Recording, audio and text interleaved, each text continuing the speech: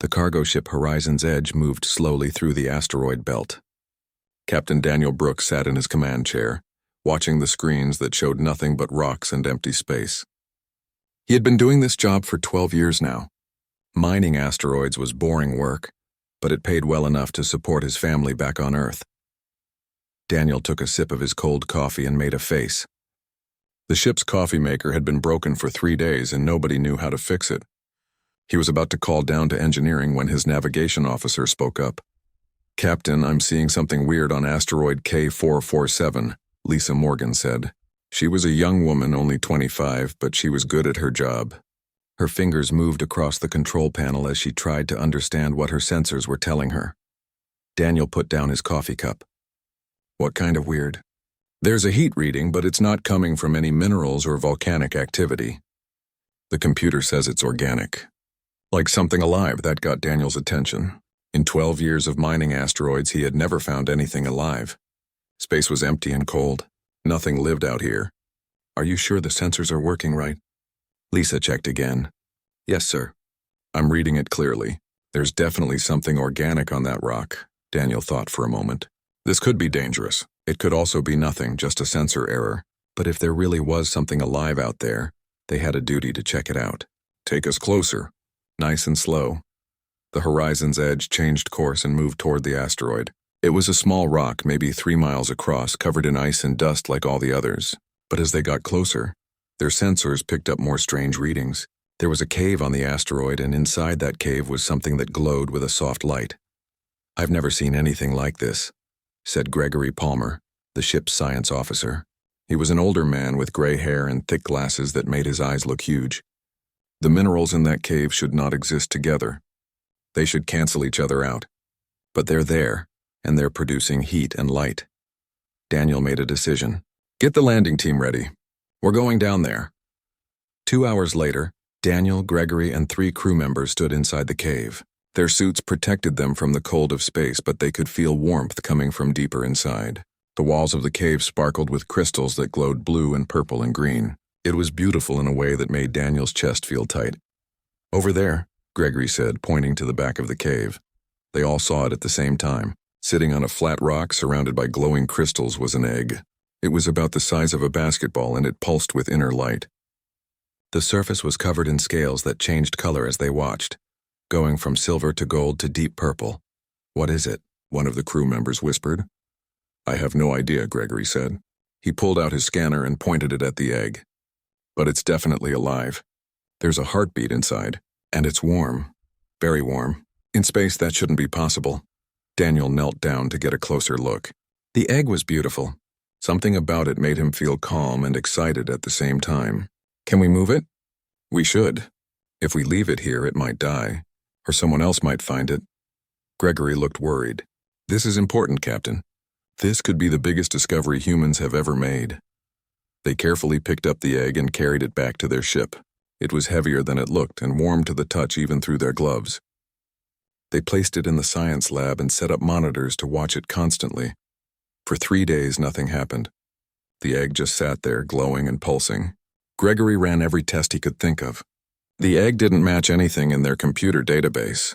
It wasn't from Earth, and it wasn't from any of the other planets humans had explored. It was completely unknown. On the 4th day, the egg started to crack. Gregory was alone in the lab when it happened. He was drinking tea and reading through test results when he heard a soft tapping sound. He looked up and saw a thin line appear on the egg's surface. Then another. Then another. "Everyone to the lab, now!" Gregory shouted into his communicator. His hands shook as he grabbed a camera to record what was happening. The crew rushed in just as the egg split open.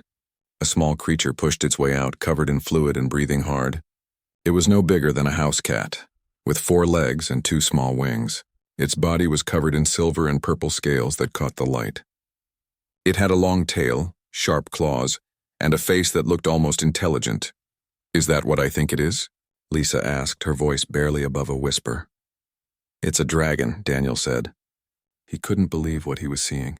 Dragons were supposed to be myths, stories made up by ancient people, but here one was, shaking fluid off its scales and looking around the lab with bright, curious eyes. The baby dragon made a sound, something between a chirp and a squeak. It tried to stand up, but its legs were still weak from being inside the egg. It fell over, got back up, and tried again.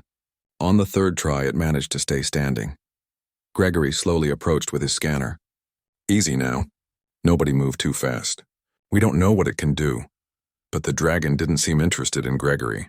It looked at each person in the room, its head tilting to one side. Then it opened its mouth and made another sound, this one more like a question. I think it's hungry, Lisa said. They tried feeding it different things, meat, vegetables, synthetic proteins. The dragon sniffed at each offering but didn't eat anything. It just sat there looking smaller and more scared with each passing hour. Gregory spent the whole night searching through databases. Finally, he found something. This is impossible, he muttered. But I think I know what it is. The next morning he called everyone together. According to legends from 12 different alien cultures, there's a creature called the stellar serpent, or the void worm. Different names, same basic description. A dragon that lives in space traveling between stars. Every culture says they're incredibly rare. Most say they're extinct. Some say they never existed at all. But one is sitting in our lab right now, Daniel said. Yes. And if the legends are true, this might be the last one, or one of the last ones. Gregory looked at the baby dragon, which was curled up in a corner looking miserable. We need to get it somewhere safe, somewhere with experts who can help it. Daniel sent a message to Earth. The response came back within hours. They were ordered to take the dragon to the Mars Orbital Research Facility, the best xenobiology center humans had. Scientists, politicians, and business leaders all wanted to see this impossible creature. The journey to Mars took 2 weeks. The dragon got weaker every day. It wouldn't eat anything they offered. It wouldn't sleep properly. It just sat in the corner of its cage looking sad and scared. It's dying, Gregory said quietly to Daniel one night. I don't know how to help it. I've tried everything. Daniel looked through the observation window at the small dragon. It was such a beautiful creature. And it looked so lonely. Maybe it needs more than science can give it, he said. What do you mean? I don't know. But I hope someone at the research station figures it out, because if they don't, we're going to lose the most amazing thing humans have ever found. The Horizon's Edge docked at Mars Orbital Research Facility on a cold Tuesday morning. The baby dragon, weak and quiet, was carefully transferred to the station's best laboratory. Dozens of scientists waited to study it. None of them knew that the answer to saving the dragon was already on the station, mopping floors and emptying trash bins. His name was Danny Foster, and he was about to change everything. The Mars Orbital Research Facility was huge. It had been built 20 years ago to study alien life forms, and it was the best place in human space for that kind of work. The station had laboratories, offices, living quarters, and observation decks. More than 300 people lived and worked there. Dr. Richard Hayes ran the whole station. He was a tall man in his 50s with gray hair and sharp eyes that missed nothing. When he heard about the dragon, he immediately assembled a team of the best scientists he had. 20 experts came together to study the creature. Each one had spent years studying alien animals. Each one had multiple degrees from the best schools on Earth. The dragon arrived in a special transport container. Richard and his team watched as technicians carefully moved it into Laboratory 7, the largest and most advanced lab on the station. They set up a containment field around the dragon's area. It was made of energy that would keep the dragon safe but also keep it from escaping. Let's begin, Richard said. He nodded to Dr. Catherine Price, one of his best xenobiologists. She was a woman in her 40s who had written more research papers than anyone else on the station. Catherine approached the containment field with a food synthesizer. She had programmed it to make different types of protein, each one based on what alien creatures from other worlds like to eat. Come on, little one, she said softly. You must be hungry. The dragon pressed itself against the far wall of the containment area. Its scales, which had been shimmering silver and purple, turned dark gray. It made a low hissing sound and refused to move. It's scared, said Dr. Kevin Ross, another member of the team. He specialized in animal behavior. The containment field might be making it nervous. We can't turn it off, Richard said firmly. Not until we understand what it can do. It might be dangerous. It's just a baby, Catherine protested. A baby of a species we know nothing about. The field stays up. They tried everything they could think of. They offered different foods. They changed the temperature in the lab. They played sounds from various planets, thinking maybe the dragon would respond to something familiar. Nothing worked. The dragon wouldn't eat. It wouldn't come near any of the scientists. It just stayed in the corner, getting weaker with each day that passed. Dr. Hayes called meetings every morning. The team discussed theories and tried new approaches. But nothing changed. The dragon seemed to hate them all. "This doesn't make sense," Catherine said on the 5th day. "It should have some survival instinct. It should eat something even if it's scared." "Unless it's not about food," Kevin suggested. "Maybe it's about trust. Maybe it won't eat because it doesn't feel safe." "How do we make it feel safe?" Richard asked. "We've tried everything." Nobody had an answer. Down in the maintenance department, life went on as usual. The people who worked there didn't pay much attention to what the scientists were doing. They had their own jobs to worry about. Floors needed cleaning. Machines needed fixing. Trash needed to be collected and recycled. Danny Foster had worked in maintenance for 3 years. He was 32 years old, average height with brown hair and kind eyes. He wasn't the smartest person on the station. He hadn't gone to a fancy school. But he was good at his job and he liked it. There was something satisfying about keeping things clean and organized. Plus, the work wasn't stressful. Nobody expected him to do anything except what he was hired for. Danny lived alone in a small apartment on the lower levels of the station. His only companion was a cat named Milo that he had rescued 2 years ago. Milo had been found hiding in a storage room, skinny and scared. Danny had taken him home, fed him, and given him love. Now Milo was fat and happy and followed Danny around the apartment like a shadow. On his days off, Danny liked to volunteer at the station's small animal care center. It wasn't much, just a few rooms where people could bring pets or where rescued animals waited for new homes. Danny had always loved animals. They didn't judge you. They didn't care if you were smart or successful.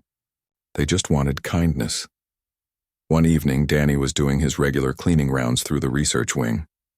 He pushed his cart down the hallway, mopping floors and wiping down walls. As he passed Laboratory 7, he noticed a crowd of scientists gathered outside the observation window.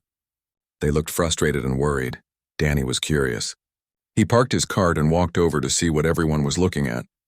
Through the window, he could see the dragon. It was smaller than he expected, about the size of a large dog. It was curled up in the corner of the containment area, its scales dull and dark. Even from outside, Danny could see that it was sick. It was breathing too fast and it trembled slightly. "Poor thing," Danny whispered. He pressed his hand against the window. "You look so scared." The dragon's head suddenly lifted. Its eyes locked onto Danny's face. For a long moment, they stared at each other through the glass. Danny felt something strange, like a tug in his chest. The dragon's eyes were blue, deep blue like the ocean, and they were full of intelligence. And fear. Danny wanted to help, but he didn't know how. He wasn't a scientist. He was just a janitor. What could he possibly do that all these smart people couldn't? He finished his rounds and went home. But he couldn't stop thinking about the dragon. That night, he lay in bed with Milo purring on his chest, and all he could see was those scared blue eyes. The next day, Dr. Hayes called an emergency meeting. Danny was in the hallway outside the conference room, waiting to clean it after the meeting ended. He could hear voices through the door. "It's been 6 days," Richard was saying. "The creature hasn't eaten anything. If this continues, it will die, and we will have failed to preserve the most important discovery in human history. We're missing something," Catherine said. Danny could hear the frustration in her voice. "There has to be a way to reach it. We just haven't found it yet." "Maybe the problem is our approach," Kevin suggested. "We're treating it like a specimen. Maybe we should treat it like an individual." "It's an alien," someone else said. "How are we supposed to relate to it?" "The same way we relate to any frightened creature," said a quiet voice. Everyone stopped talking. Danny realized with horror that the quiet voice was his own. He had spoken without thinking, and somehow everyone in the conference room had heard him. The door opened. Richard Hayes stood there looking annoyed. "Who are you?" "Danny Foster, sir. I'm with maintenance. I'm sorry, I didn't mean to interrupt. I was just waiting to clean the room." "Then wait quietly," Richard said. But before he could close the door, Catherine spoke up. "Wait, what did you mean just now? About treating it like any frightened creature?" Danny hesitated. All these important scientists were staring at him. He felt his face get hot. "I'm sorry, ma'am. It's not my place to say." "No, please. Tell us what you think." Catherine came to the door and looked at him with genuine interest. Danny took a deep breath. I used to volunteer at an animal rescue back on Earth. We got a lot of dogs and cats that had been hurt or abused. The worst ones, the most scared ones, they didn't need medicine or special food. They needed patience. They needed someone to sit with them quietly and let them learn that not everyone would hurt them. They needed to be seen as individuals, not problems to be solved. The conference room was silent. Then someone laughed. It wasn't a nice laugh. Are you seriously comparing a unique alien life form to a stray dog? I'm saying that fear is fear, Danny said. He knew he should shut up, but something made him keep talking. That dragon is terrified. I can see it. Maybe all your equipment and tests are making it worse. Maybe it needs something simpler. Like what? Richard asked. He didn't sound mean, just tired. Like someone who just wants to be its friend. More silence. Then Catherine said something that surprised everyone, including herself. Dr. Hayes, what if we let him try? Let a janitor handle a priceless alien creature? Absolutely not. We're out of options, Catherine insisted. The dragon is dying. At this point, what do we have to lose? Richard looked at Danny for a long moment. Danny tried not to fidget. Finally, Richard sighed. 1 hour. You get 1 hour with the creature. You'll wear medical monitors, and if anything goes wrong, we pull you out immediately. Understood? Danny nodded. His heart was beating so fast he thought everyone could hear it. Yes, sir. Thank you. An hour later, Danny stood outside Laboratory 7. Catherine was explaining the rules to him, but he barely heard her. He was too nervous. What had he gotten himself into? Don't make sudden moves, Catherine said. Don't try to touch it right away. Just be present, be calm. Can you do that? Yes, ma'am, Danny said. Being calm is something I'm good at. Catherine smiled.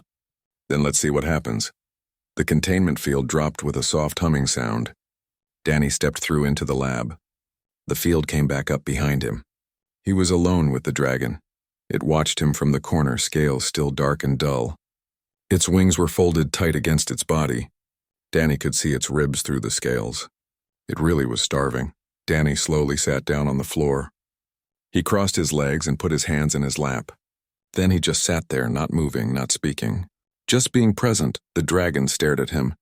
Danny stared back, keeping his face calm and friendly. Outside, through the observation window, he could see all the scientists watching. No pressure at all. After a few minutes of silence, Danny kept humming the lullaby. He didn't move, didn't change anything about what he was doing. But inside, his heart was racing. The dragon had taken a step toward him. Just one step, but it meant something. The dragon took another step. Then another.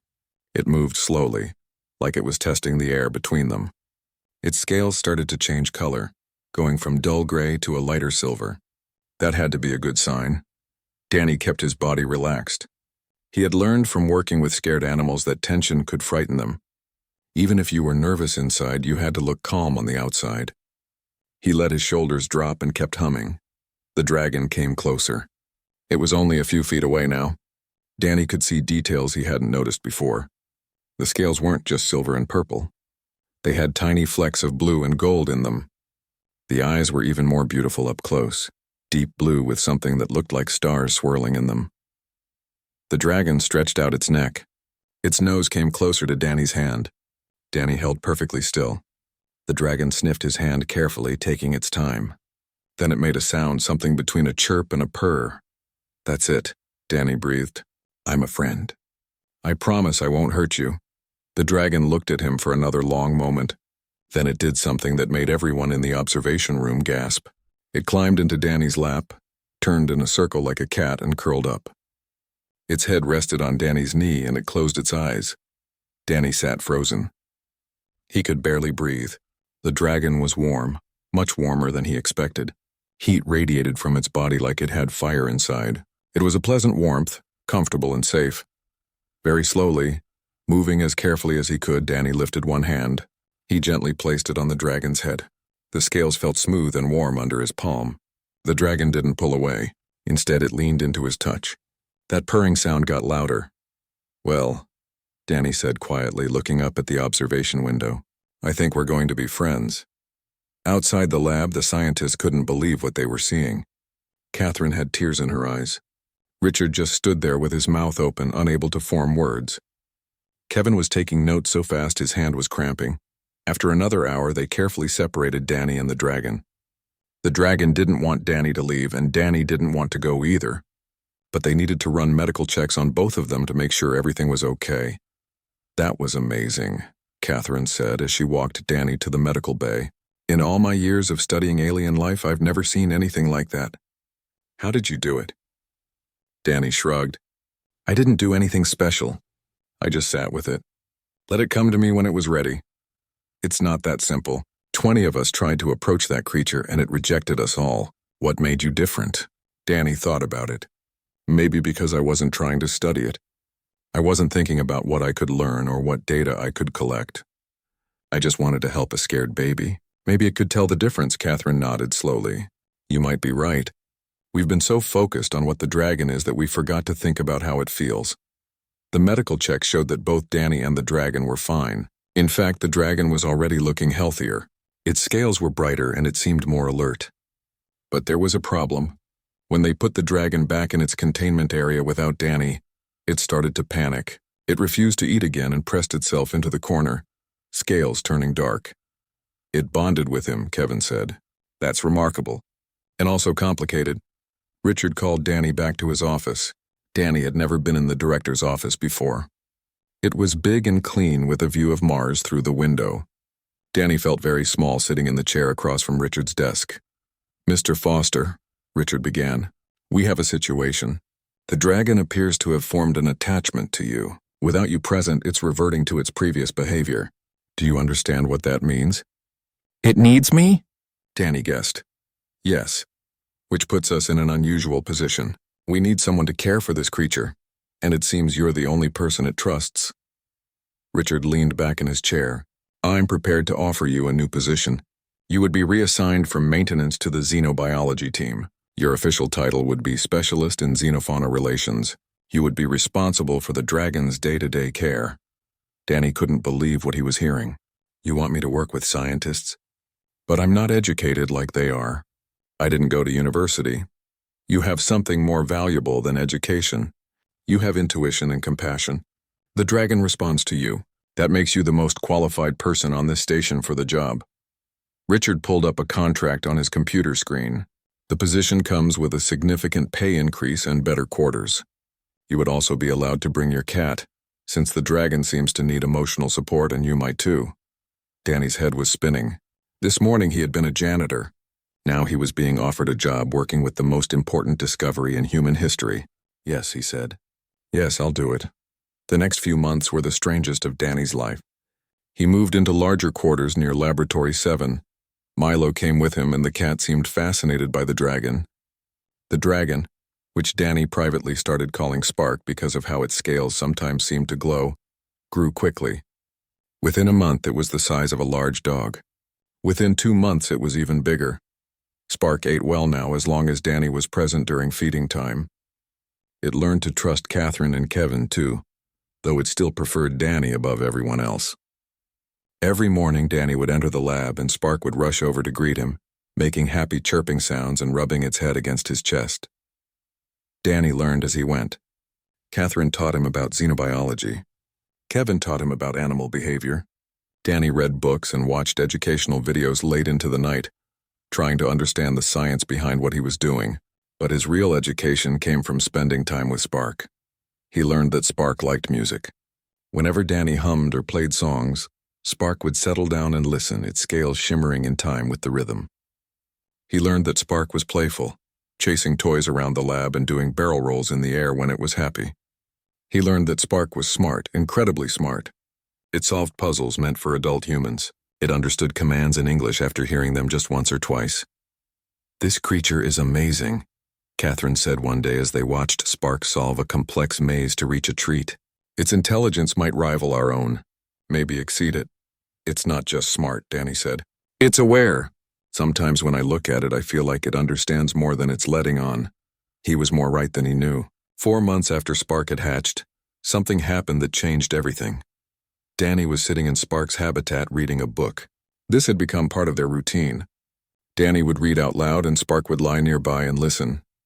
Danny didn't think Spark understood the story, but the dragon seemed to enjoy his voice. He was reading an adventure novel when Spark suddenly got up and walked over to him. The dragon had grown a lot. It was now the size of a small horse with wings that could span 15 feet when fully extended. Spark lowered its head and gently touched its nose to Danny's forehead. Everything changed. The world exploded with color and sensation. Danny gasped as images flooded his mind. He saw vast clouds of gas and dust between the stars. He saw ancient cities on dead worlds, buildings made of stone that humans had never seen. He saw other dragons, dozens of them, soaring through space like ships without engines. He felt emotions that weren't his own. Loneliness that went on for years. Sadness at being lost. Fear of dying alone. And then, at the end, something else. Hope. Warmth. Gratitude. Then, clear and strong in his mind, came a thought that wasn't his. Thank you, kind one. You saved me when I was lost. You gave me friendship when I had nothing. Danny jerked back, breathing hard. His hands were shaking. Spark watched him calmly, and Danny suddenly understood. The dragon wasn't just smart. It was telepathic. It could share thoughts and feelings directly from mind to mind, and it had just chosen to show Danny what it was thinking. Oh my God, Danny whispered. You can talk. Not with words, but with thoughts. You can actually talk. Spark made a sound that seemed like agreement. In Danny's mind, he felt confirmation. Yes, I can share thoughts with you. I was afraid to before. Afraid you would be frightened. But you have been so kind. I wanted you to know the truth. Danny stood up on shaking legs. Dr. Hayes? Catherine, everyone! You need to get in here right now. The team rushed into the habitat. Danny quickly explained what had happened. Some of them looked doubtful, but Catherine believed him immediately. Can you do it again? She asked. Can Spark share thoughts with someone else? Danny looked at Spark. Will you show them? Spark considered for a moment. Then it walked over to Catherine and touched its nose to her forehead. Catherine's eyes went wide. She made a small sound of surprise. When Spark pulled back, Catherine was crying. It's real, she said. I saw things. Beautiful things. And I heard its thoughts. It's not just an animal. It's a person. A real thinking, feeling person. Over the next few days, Spark shared thoughts with other members of the team. Each time the person came away changed. It was one thing to study an alien creature. It was another thing entirely to hear its thoughts and feel its emotions. Through these shared thoughts, news about Spark's telepathic abilities spread quickly. Within a week, everyone on the station knew that the dragon was not just intelligent but could communicate directly. Within a month, everyone in human space knew. It was the biggest news in history. The government sent representatives. Universities wanted to establish research partnerships. News reporters begged for interviews. Companies offered huge amounts of money to study Spark. Everyone wanted access to the dragon that could speak with its mind. Richard Hayes had to deal with all of it. He spent his days in meetings, arguing with politicians and corporate executives who didn't understand what they were dealing with. It's not a resource, he said over and over. It's a person. A thinking, feeling individual with rights. Not everyone agreed. Some people saw Spark as an opportunity, a way to learn new technology, a chance to find more dragons and use them for various purposes. One executive even suggested breeding programs trying to create more dragons that humans could control. When Danny heard about that, he got angrier than anyone had ever seen him. He marched into Richard's office without knocking. Tell me that's not real. Tell me nobody actually suggested breeding Spark like some kind of farm animal. Richard looked tired.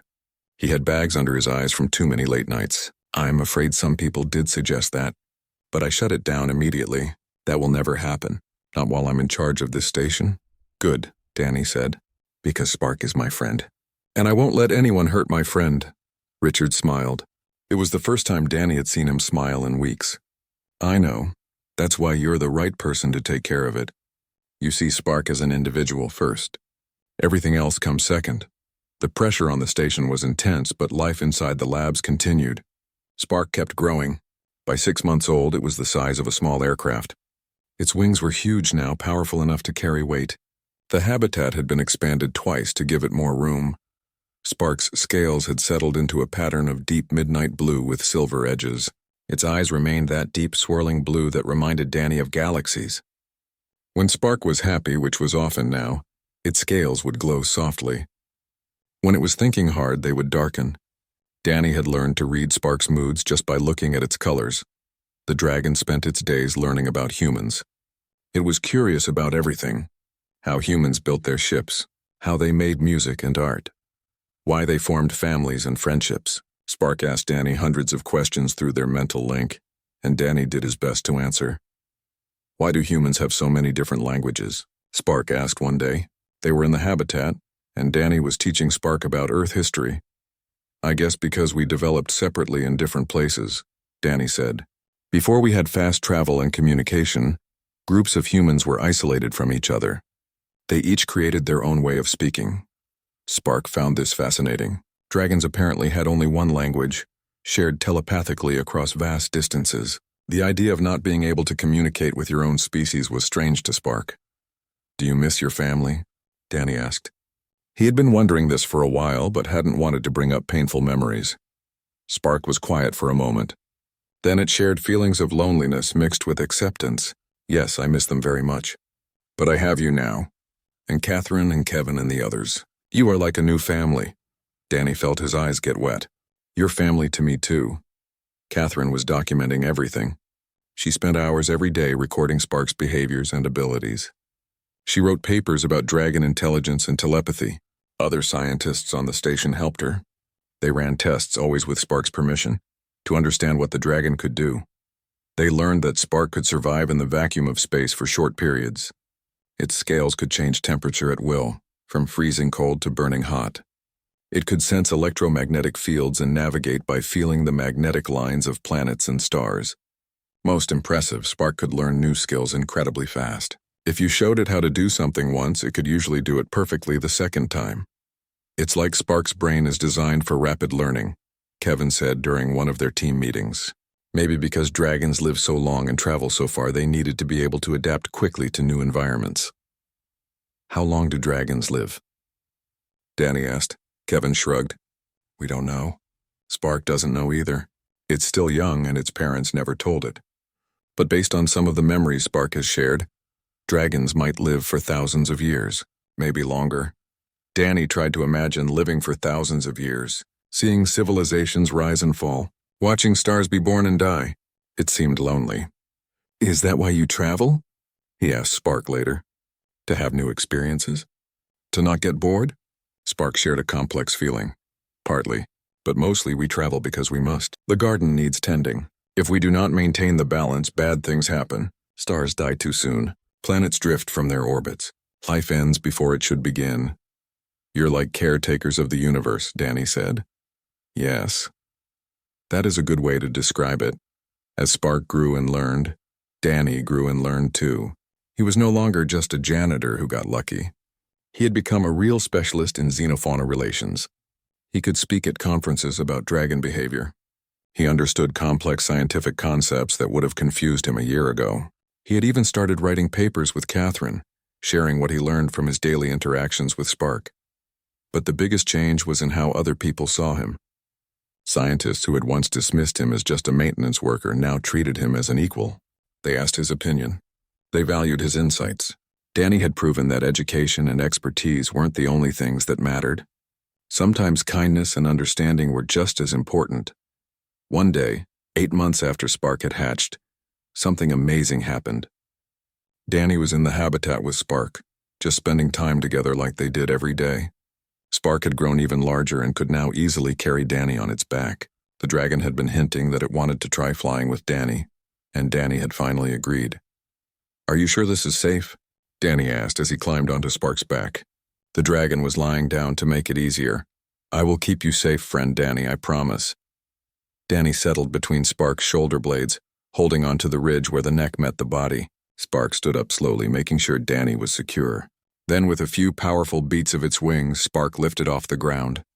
They flew around the habitat in large circles. Danny's heart was in his throat at first, but after a few minutes he relaxed. Spark's flight was smooth and steady. The dragon was being careful, making sure every movement was gentle. "This is incredible," Danny shouted over the wind. Spark made a happy sound and flew a little faster. They soared and dipped, turned and spiraled. Danny laughed, feeling free in a way he never had before. This must be what birds felt. This must be what dragons felt all the time. When they landed, Danny was grinning so wide his face hurt. That was amazing. Can we do it again? Every day if you wish, Spark said. From then on, they flew together daily. It became their special time, just the two of them. Danny would climb on Spark's back and they would fly through the enlarged habitat. Sometimes they would just glide quietly. Other times Spark would do tricks, showing off its aerial skills. Danny loved every minute of it. During these flights, Spark shared more about what it meant to be a dragon. It showed Danny memories passed down from parent to child across generations. Danny saw the birth of stars. He saw worlds form from dust and gas. He saw the first tiny organisms develop into complex life. He saw civilizations rise, create beautiful things, and eventually fade away. You've seen so much, Danny said after one particularly intense vision. Your kind has witnessed billions of years of history. Yes, we remember much. But we are also lonely. There are not many of us. We are spread across the galaxy, each tending our own part of the garden. Sometimes centuries pass between meetings. It is a quiet existence. Is that why you're staying with us? Because you don't want to be alone? Spark settled down on the floor of the habitat, and Danny slid off its back. The dragon looked at him with those deep blue eyes. Partly, but also because I like you. All of you. Humans are curious and creative. You build and explore and dream. You are young as species go, but you have potential. I think dragons and humans could learn much from each other. I think we could be good friends. I'd like that, Danny said softly. I'd like that very much. But Danny knew it couldn't last forever. Spark was getting restless. Sometimes the dragon would stand by the viewport and stare out at the stars for hours. It was thinking about its family, Danny knew. Missing them. Wondering where they were. You're going to leave eventually, aren't you? Danny asked one night. They were alone in the habitat, and Earth was visible through the large viewport, a blue and white marble hanging in the darkness. Spark didn't answer right away. Finally, it shared a feeling of sadness mixed with determination. Eventually, yes, I must find my family. It is important, but not yet. I am not ready yet, and I think there are things that must happen first. What things? Humans and dragons must understand each other better, must become true friends. When I leave, I want to leave knowing that my kind and your kind are allies, that if we meet again, it will be as equals who. The treaty took 6 months to create. It was harder than anyone expected. Not because Spark and the humans disagreed on the important things, but because making something official meant involving governments and lawyers and politicians. Everyone wanted to have a say. Everyone had opinions about what should be included. Danny found himself in meetings with people he never would have met otherwise.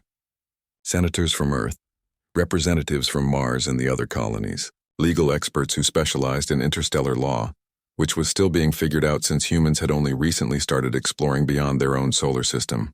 All these important people wanted to know what Danny thought. They asked his opinion because he knew Spark better than anyone. It's overwhelming, Danny told Catherine one evening. They were in her office reviewing the latest draft of the treaty. I'm just a regular guy. I don't know anything about politics or law. You know the most important thing, Catherine said. You know what it means to be a friend. That's what this treaty is really about. Not politics or power. Just friendship between two different kinds of intelligent beings. The treaty had several main points. First, it recognized dragons as sapient beings with full rights under interstellar law. They were not animals to be studied or resources to be used. They were persons deserving of respect and freedom. Second, it established guidelines for how humans should behave if they encountered other dragons in space. They should be peaceful, respectful, and never try to capture or harm a dragon. Third, it created a partnership. Dragons would share knowledge with humans, and humans would help dragons however they could. Both species would work together to explore the universe and protect life wherever they found it.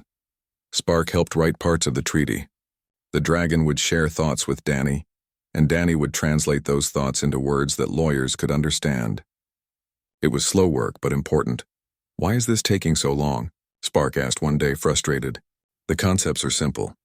We are friends. We help each other. Why do humans need so many words to say that? Because humans like to be very clear about things, Danny explained. We want to make sure everyone understands exactly what we mean. That way there's no confusion later. Dragons do not have this problem. When we share thoughts, there is no confusion. You know exactly what I mean. That's because you can communicate directly. Humans can only use words, and words can be unclear sometimes. That's why we have to be careful. Spark grumbled but accepted this. The dragon was learning that humans were more complicated than they seemed at first. While the treaty was being written, Spark continued to grow and learn. It was now massive, nearly the size of a small building. Its wingspan was over 60 feet. When it flew through space, which it did regularly now with special permission from the station, it looked like a shooting star against the darkness. Danny still flew with Spark sometimes, though now he had to wear a spacesuit when they went outside the station. Those flights were magical. Floating in space with a dragon, seeing Mars and Earth and the Sun from a perspective few humans ever experienced. Danny felt lucky every single time. Spark also started teaching classes. Scientists from all over human space came to the Mars Orbital Research Facility to learn from the dragon. Spark would share knowledge about how dragons navigated through space, how they sensed magnetic fields, how they survived in vacuum. Some of this knowledge helped humans improve their own space travel technology. We've learned more from Spark in 6 months than we learned in the previous 10 years of space exploration, Richard said during a press conference. This partnership is already proving valuable for both species. But not everyone was happy about the treaty. Some people thought humans were giving up too much. They wanted to study dragons more thoroughly. Even if the dragons didn't want to be studied, they wanted access to dragon technology and knowledge, even if it meant forcing dragons to share. A few extremist groups even talked about capturing dragons and using them for human benefit. When Danny heard about these groups, he got angry. Don't they understand? You can't force friendship. You can't take knowledge from someone against their will and expect them to still like you. All they'll do is make dragons hate us. Some people don't care about friendship, Catherine said quietly. They only care about power and profit. Then they're fools, Spark said, sharing thoughts with both of them. Any species that treats other intelligent beings as tools rather than partners will eventually destroy itself. Dragons learned this long ago. We hope humans will learn it too. The treaty was finally completed 1 year and 2 months after Spark had hatched. A grand ceremony was held on the Mars Orbital Research Facility. Representatives from every human government attended. News cameras captured every moment. It was a historic day. Spark stood in the center of the observation deck, magnificent and powerful. Its scales gleamed in the light. Its wings were folded neatly against its sides. Danny stood next to the dragon, wearing a formal suit that felt uncomfortable but was necessary for the occasion. He was there as Spark's representative, the voice that would speak for the dragon. Richard Hayes gave a speech about the importance of the moment. Several politicians gave speeches about cooperation and the future. Danny tried to pay attention, but he was too nervous about his own part in the ceremony. Finally, it was time. The treaty document was brought forward.